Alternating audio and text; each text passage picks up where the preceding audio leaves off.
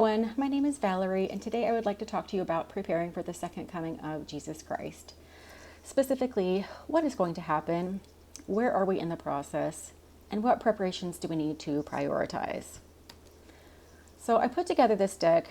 My motivation was primarily for me. I wanted to be prepared, and as I tried to study the scriptures on these topics, the topics weren't organized in a way that was helpful to me. So I put together this deck to organize all of this stuff for myself. And then once I finished, I thought, well, other people might be interested in this as well. And I liked the idea of it warning your neighbor and bearing record of Zion. So here we go. So I'm a member of the Church of Jesus Christ of Latter-day Saints. I am not an official spokesperson for them. I'm just one of 16.5 million members. But something that is a little known fact about our church is that we've got life-saving, end-time refuge and help planned for every righteous, peace-loving person or family on the earth, regardless of denomination. Now, that awareness is probably at zero, so I hope that you'll stick around and just allow me to share that with you if you're not a member of our church.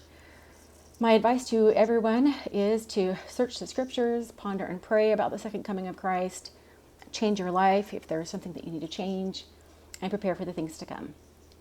The sources I used in putting this deck together, I used the King James Version of the Bible. I roughly follow the order that you see in the book of Revelation. And where there was some ambiguity, I just made the decision I know that things are going to get from bad to worse. So I just put things in the order of, well, this is worse than that. So I would order things in that way. Other sources include the Book of Mormon, the Doctrine and Covenants, and the Pearl of Great Price. So my assessment is there are about 18 notable milestones coming up for when Christ comes and the world ends. And I've included all of my references, so if you want to dig into a topic deeper, feel free to. All right, I'm showing you the table of contents just to let you know that first I have 2 introductory slides, and then we're going to go into, it looks like there's 19 milestones. All right, end times. Why does there have to be an end time? Ecclesiastes teaches us that to everything there is a season and a time to every purpose under the heaven. Well, God definitely has a plan for his children, but he also has a plan for the earth. And it is destined for a millennial upgrade. It needs to be restored from the fall that happened during Adam and Eve's time. So if you haven't read the book of Revelation, chapters 21 and 22, you'll see that John describes this new heaven and new earth, and it really is beautiful. The date for the earth's upgrade is set. You have 2 choices. You're either going to be lifted off the earth into the air, some people calling that being raptured, or you're going to be burned. So hopefully that provides a little bit of context. My other summary slide is, what is life in the end times going to be like? So there are 2 scenarios here. If you look at the left, this is the dreadful list. So during these times, the wicked and all of us, whatsoever will befall the whole earth, all who live will experience it. So no one's going to get away from experiencing some of these things. We will have to live through a time where there are going to be corrupt governments, political oppression, wars, famines, death in the billions, captivity, lost homes and lands, poverty, refugee status, drought, famine, starvation, and cannibalism. You get the idea. I won't go through all of these, but you just see that it's going to be a horrible, horrible time, social collapse. However, this is an epic story of good and evil. So as bad as things will get, there will also be things that are just as glorious as can be. So on this great list, and as we go through this deck, you can be prepared to be impressed with God. So if you are a righteous person and you turn your heart over to him, you will be tried as gold in the fire. The righteous shall hardly escape, he tells us. But you will. There is temporal and spiritual safety in Zion cities. You will find peace, protection, deliverance, rest, joy, and abundance on the earth during this time. You'll find meaningful work in gathering Israel, building Zion, possessing the goodly land. You'll see miracles and marvels every day. We're promised leadership from a modern day prophet like unto Moses, etc., etc. All right, so that's what life is going to be like. I found this nice little quote in the Apocrypha. I didn't include the Apocrypha in this presentation, but I love this quote. The reward of your choices is set from the beginning of creation. The burden of destiny is placed upon you. Okay, over to the milestones. Number 1, in the last days, our current time, Satan reigns on earth. That has been happening. There's great wickedness and sin among people, and tons of natural disasters on earth. An eternal separation is happening as people choose either life everlasting or death and destruction. We're told that peace will be taken from the earth and that Satan will have power over his dominion. And in terms of the wickedness that we have on the earth today, I have the 10 Commandments right there on the right. And if you just kind of scan through those with your eyes and ask yourself the question, am I living these things? And what about my neighbors and my community and my nation? You'll see that we have fallen off the cliff here in many different ways. So it's just a wicked time. We're not keeping the commandments of God. So another thing that has been happening is the Church of Jesus Christ was restored. And why would that be the case? Well, as you know, Christ and his apostles were killed about 2,000 years ago. So what's been happening since that time? Well, right now, there are over 200 Christian denominations in the U.S. today, and there are 45,000 Christian denominations worldwide. Now, that is a far, far cry from one Lord, one faith, one baptism. We are not in a unity of faith. This is not the narrow way. This looks like the broad path that leads to destruction. So where can we find true doctrine? Because none of us want to base our eternal life on chance. So Christ restored the Church of Jesus Christ in 1830 with the restoration of prophets and apostles, modern day revelation, and the coming forth of the Book of Mormon, another testament of Jesus Christ. So while the tribe of Judah was writing the Bible on the Asia continent, the tribe of Joseph was writing the Book of Mormon on the American continent. So those two books work together to quell any questions about what is the true doctrine of Christ, etc. So my advice to everyone is to study the restored gospel. If this is the first time you're hearing about prophets and apostles on the earth today, please go to one of our churches, find out for yourself. Another thing that's been happening is, as children of Abraham and Latter-day Covenant Israel, we saints have been charged to preach the gospel to Jew and Gentile and gather Israel worldwide. So the church was formed in 1830. From that time to present, we now have 16.5 million members worldwide with about 400 missions. Where are we gathering Israel? Several places. Right now we're gathering people into righteous homes, into temples, into church congregations that we call wards, and stakes, which are bunches of wards together. So you put 4 or 5 wards together and you call that a stake. And in stakes, we meet at least once a year for regional meetings. So while our church is globally organized now with thousands of stakes worldwide, there are 2 key gathering headquarters spoken of in the scriptures when it comes to gathering Israel. Out of Jerusalem, of course, will become the word of the Lord, and out of Zion, which will be built in Independence, Missouri, will go forth the law. I love this particular point. So on number 4, Jews return to covenant lands. That definitely has been happening. I think this is one of those things where the Lord just, bared his arm and just made all of this happen. Just a total miracle. So large-scale immigration of Jews to Palestine began in 1882. Then a Jewish state was established in 1948. First Jewish state in 2,000 years, followed by a 6-day war in 1967 that tripled the size of the country. So as of 2018, Israel contains 45% of the world's Jewish population.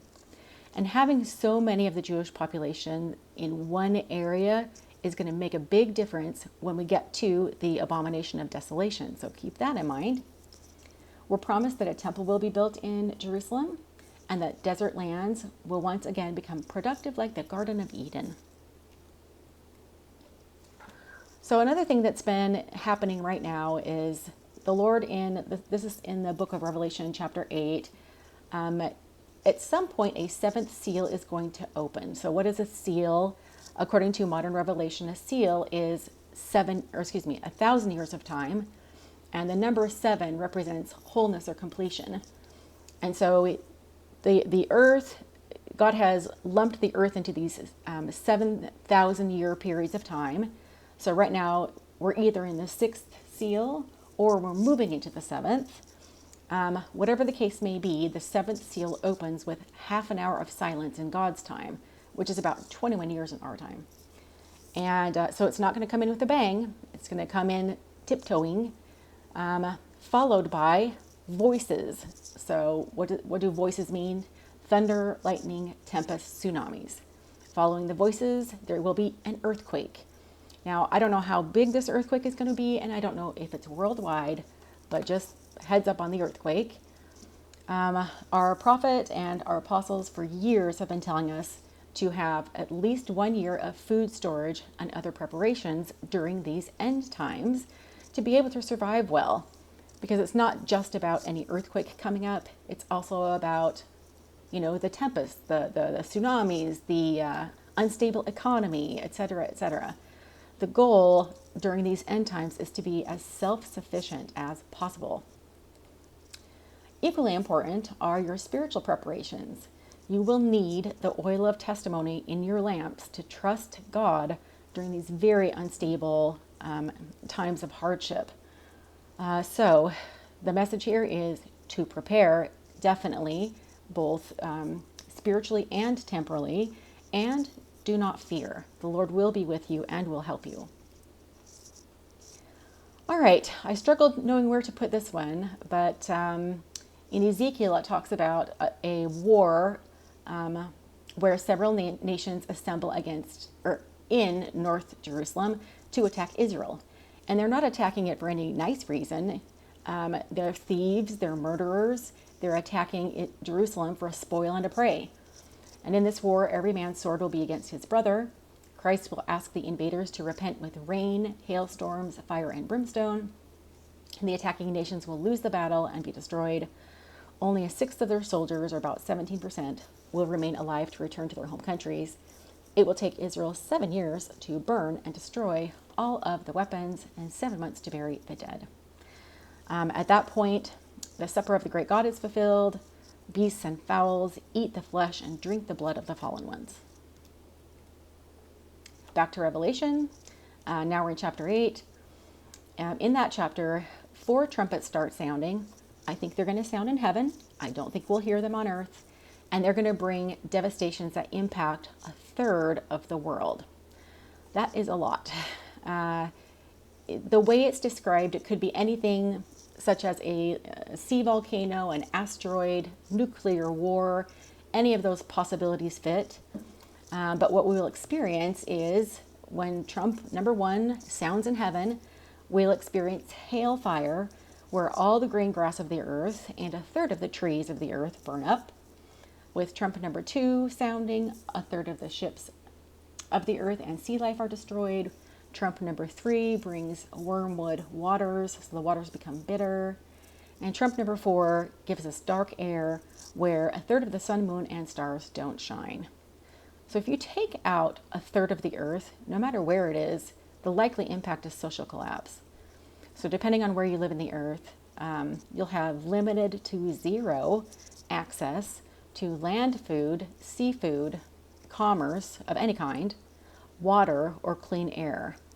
And that's when having that 1 year of food storage could make, the difference between whether you live or die.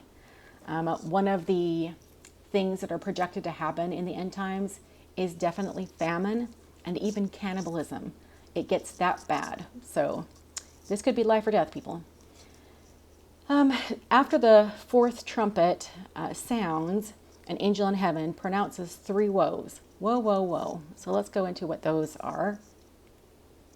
We read about those in Revelation chapter 9, where trump 5 sounds and a bottomless pit opens that spews smoke, which I think is deceptions, and soldiers, which they describe as locusts, onto the earth.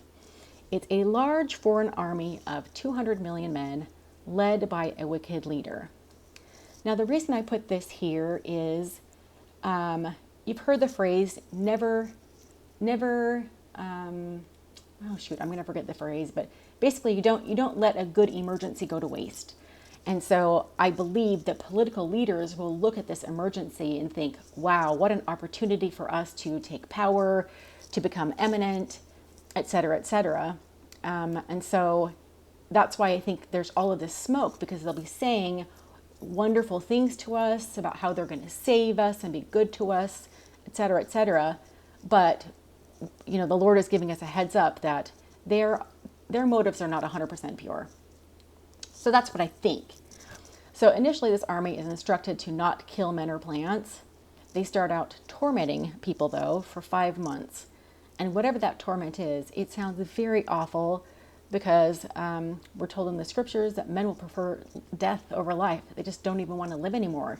They will seek for death. And so that leads me to believe, again, it's just, you know, a belief that it's probably going to be something health related. So anyhow, that once those 5 months are passed, woe number 1 is passed. Okay, on to woe number 2. The trumpet number 6 is going to sound in heaven, and then a slaughter begins, where this army kills a third of the hosts of men. Now, in the Earth's history, I don't think we've ever seen anything this large. We've seen millions of people die in wars, but I don't think that we've ever seen billions of people die in wars. But we will this time. Eventually, all inhabitants of the earth will be at war one with another. Bodies will not be mourned, gathered, or buried. They will be left on the ground as dung. Very bleak. All right. So you know how I mentioned that, you know, as bad as things are going to get, the Lord is going to provide good things. Well, this is an amazing and good thing. So Zion stakes that I mentioned earlier, they are going to serve as Zion cities of refuge worldwide. This has been planned since 1833, just so you know. And these instant cities will serve as our spiritual and temporal salvation during these very dark times of war and death. And let me just take your eye to the right here.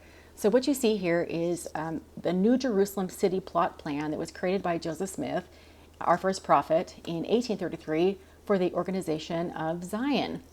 So this is just a teeny tiny snapshot of it, but you see in the center there are our temples, holiness to the Lord, and then around the temple plots, and there are 24 temples there, so lots of temple work, but around those temple plots are half-acre lots for homes.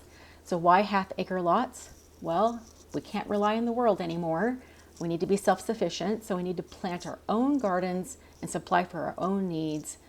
So half-acre lots for about 2,600 homes. So if there is an average family size of about 4 in America, you take 4 times, 2,600, and you get over 10,000 people. So once the prophet tells us, all right, time to gather, we'll gather into these cities, and it will be instant cities all over the world. So saints and peace-loving people of all nations will gather to these cities for safety and peace. If you don't want to kill your neighbor, you must flee to a Zion city for safety. It shall be the only people not at war one with another. We're promised that among them, the power of God will be made manifest. We will be led by a prophet like unto Moses. So, of course, we have a prophet on the earth today, and whoever will be the prophet at that time will lead us.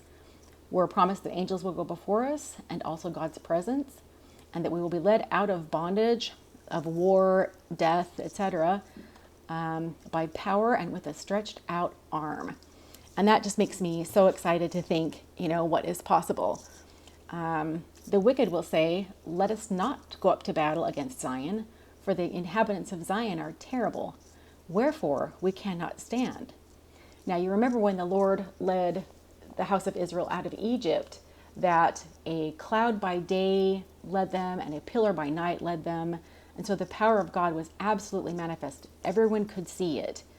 And I wonder, if that's what he's talking about there, that it will be unmistakable that this is a protected people. Don't mess with them.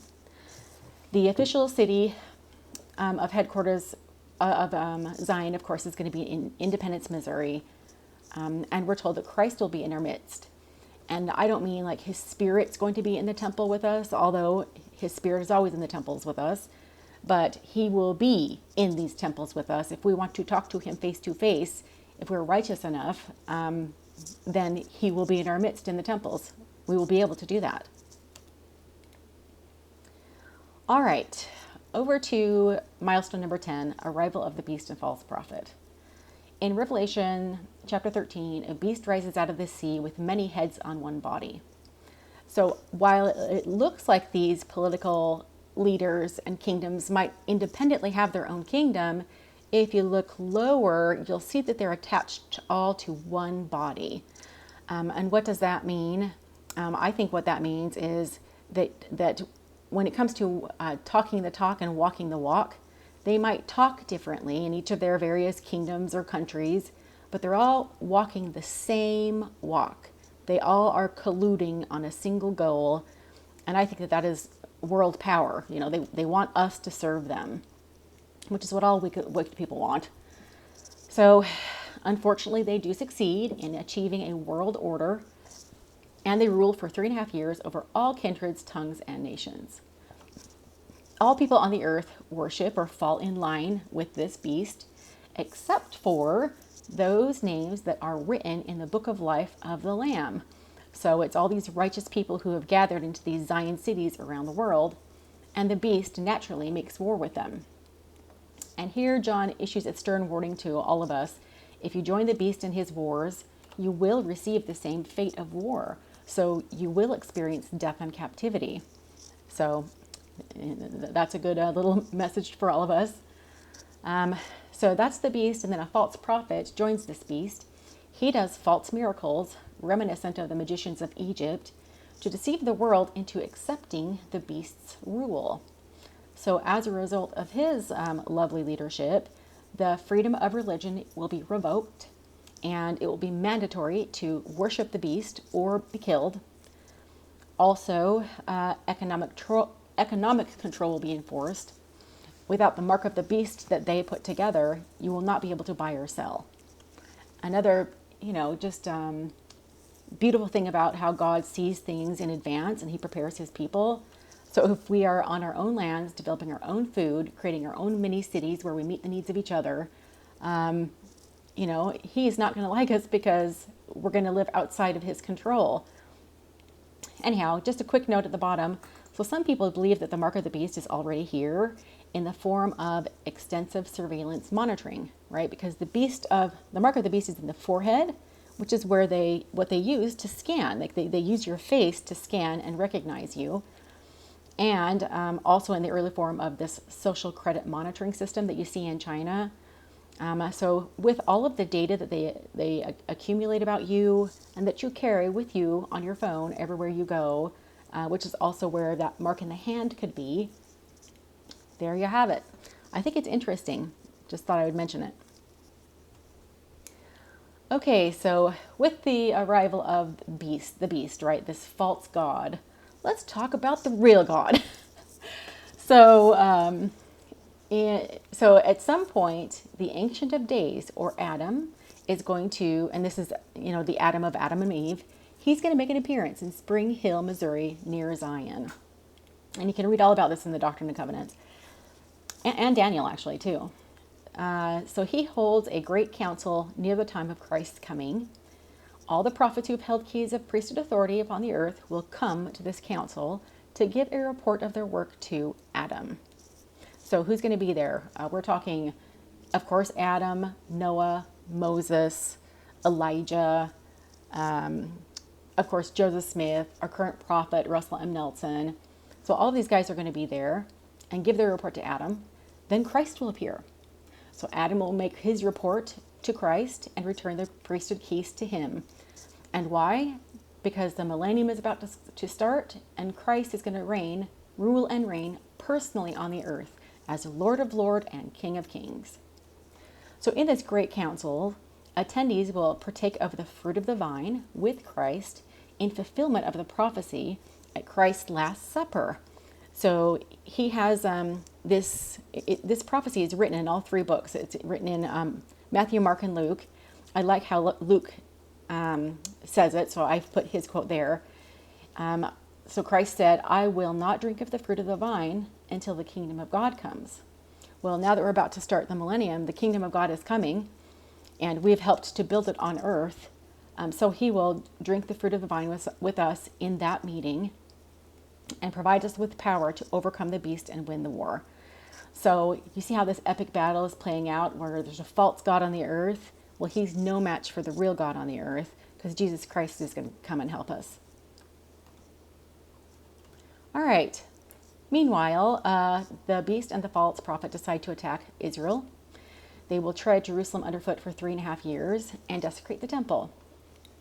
Two humble yet powerful prophets, known as witnesses, will prophesy in Jerusalem for 3.5 years.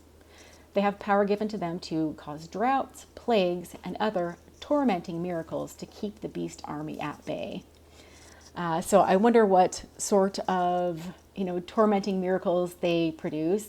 You may remember that Moses sent flies, boils, hailfire, locusts, and more upon the leaders of Egypt and the people of Egypt to let the people of Israel go.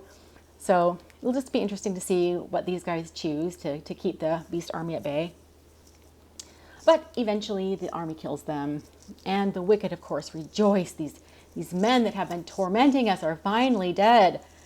However, the prophets are resurrected 3.5 days later. They ascend up into heaven, and everyone sees it, including the wicked. I'm sure they're going to be so stunned.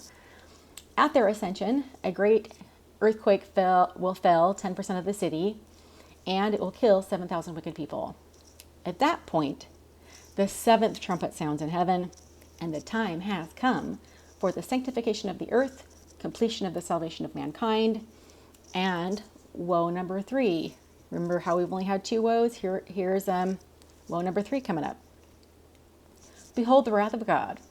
Woe number 3. You do not kill God's prophets. It is akin to killing Christ himself again. They are his mouthpiece on the earth. You don't mess with them. But because they did, God will unleash the 7 final plagues, the 7 vials or bowls of wrath upon the wicked. So the wicked will experience devastating sores.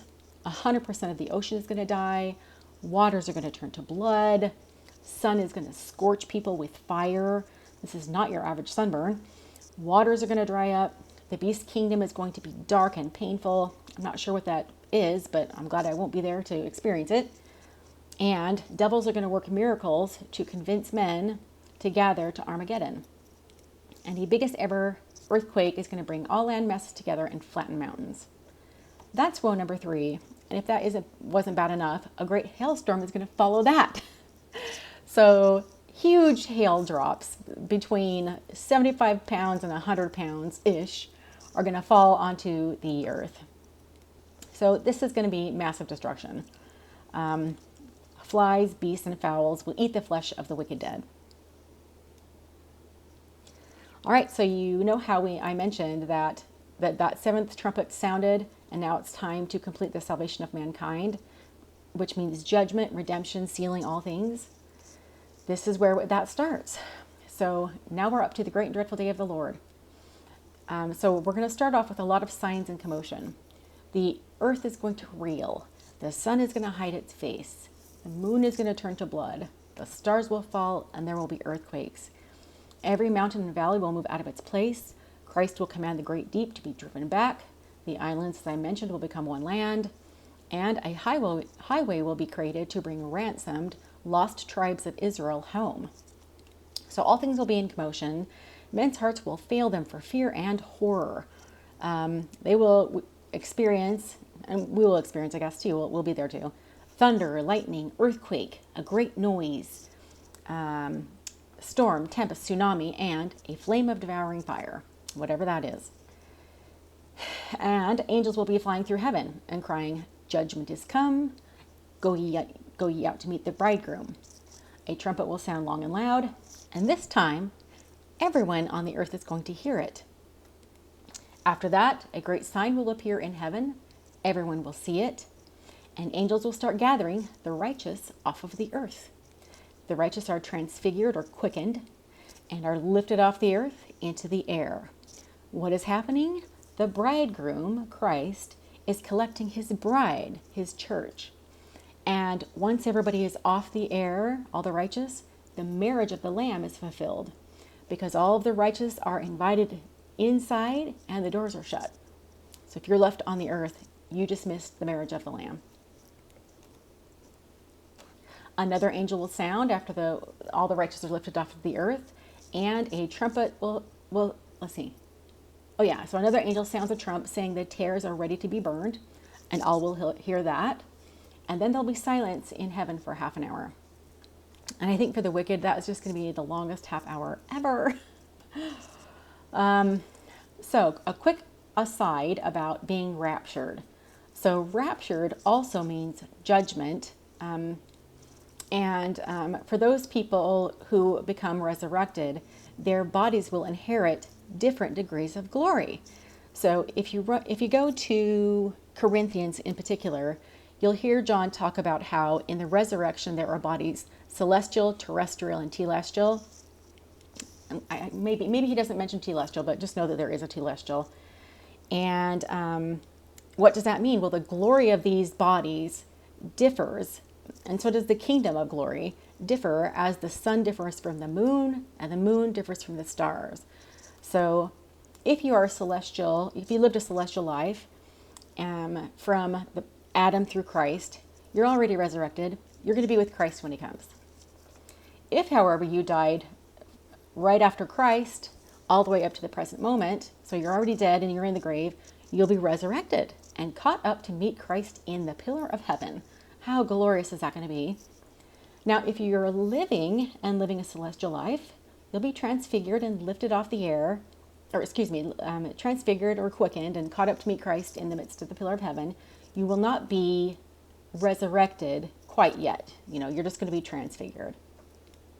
So that is that first trumpet, the long trumpet, where these things will start happening. The second trump will sound, and if you have lived a terrestrial life and you are dead, from Adam all the way through at that moment, you will be resurrected. It doesn't say this, but I'm assuming it has to be that you also will be caught up to meet Christ in the midst of heaven. You'll be with Christ when he comes. Yeah. Okay. Now, what if you have lived a terrestrial life and you're living on the earth? Well, just like the celestial living, you also will be transfigured and lifted off the earth into the air, because those people who are living when Christ comes, they will go on to live in the millennium. So that's why you're just transfigured and not resurrected. All right, so that's the second trump. Third trump happens, and the celestial people are found under condemnation, and they are not resurrected. So what is a terrestrial person like? It's somebody who probably knows about the commandments of God and just doesn't care, is not interested in keeping them, has never been interested in keeping them.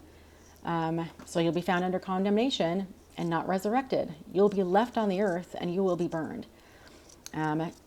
So your spirit will go into spirit prison, where you will wait 1,000 years before you can be resurrected.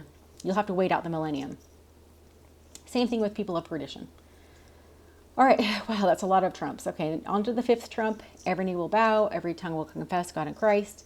The sixth trump will sound, Babylon is fallen. The seventh trump, it is finished. Then, we're not done with all the trumpets. Angels 1 through 7 will repeat sounding their trumps in the ears of all living. All will hear it, and they will reveal the secret acts, thoughts, and intents of men.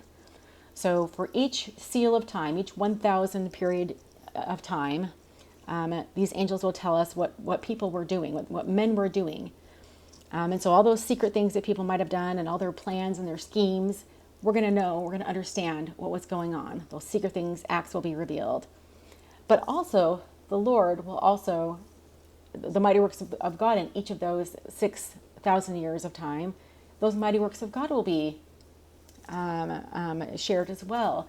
And I think that is when we'll get a true appreciation just for just how God has supported us in our lives and during our time. I think it's just going to be so revealing and beautiful.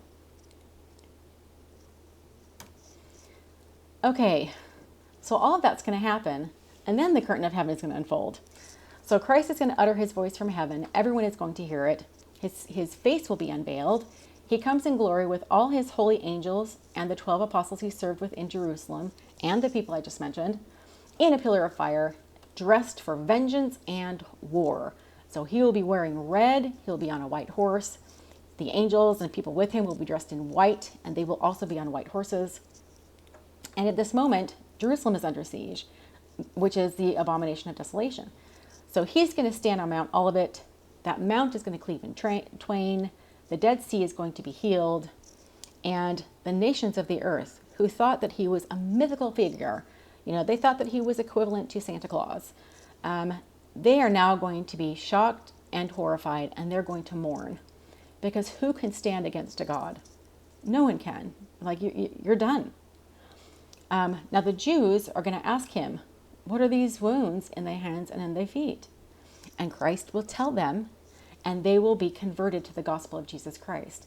And I think that is another reason why he's bringing all of the Jewish people together to Jerusalem, so that they can see him personally. I just think that's so touching. Anyhow, they will weep because they persecuted their king. Those that fought against Jerusalem will be hit with a plague of flies that consumes their flesh. And one thing I'll say about the abomination of desolation, as I read through all of that, in terms of the timeline, it might come in an earlier period of history than this. There's evidence for it happening right here, right when Christ comes, and then happening before he comes. So I don't know, I'm just putting it here for now, but just know that there's evidence for both timelines. Now we're on to Armageddon. So the Armageddon army, also known as Christ's spoil, is gathered together in Jerusalem to battle. And they are sitting ducks. They're all right there for Christ to destroy them. So their leaders, the beast and the false prophet, who thought that they were gods on earth, the Lord is going to quite easily chuck them into a lake of fire burning with brimstone. No, you are not a god. The real God is here. The remnant of the army are going to be slain by Christ. And one of the descriptions about how he's going to do that, it says that he will do it with the breath of his lips. Like, this is the easiest thing for him to do. It's not even hard. So the remnant are slain by Christ. The fowls are filled with their flesh. And the marriage supper of the Lamb is fulfilled. The rest of the world's wicked will be burned, and Satan will be bound for 1,000 years. Now on to the Millennium. The earth is upgraded into terrestrial glory, which is the paradise that it was before the fall. The earth will experience a period of righteousness and peace that lasts for 1,000 years. Christ will reign and rule personally on the earth. Enoch and his city will join the righteous there. How fun will that be? And all people on the earth will be good and just. But, as you may recall, we are not yet of one Lord, one faith, one baptism. So it will be a time of missionary work where the Lord can correct some of the false beliefs that people have and bring people to a knowledge of the truth.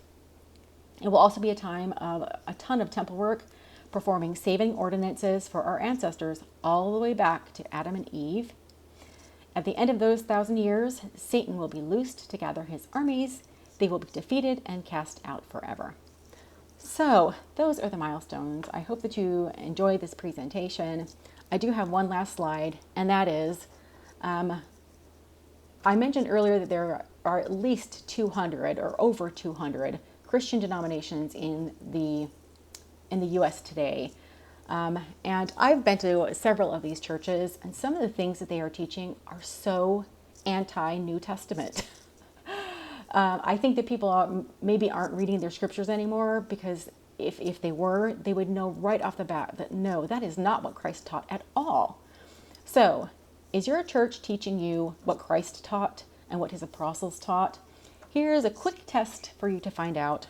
I won't go through this, so just feel free to freeze the frame and go through each of these, so that you know that you're being led in the right direction. Anyhow, peace and love to you all. Thank you for your time.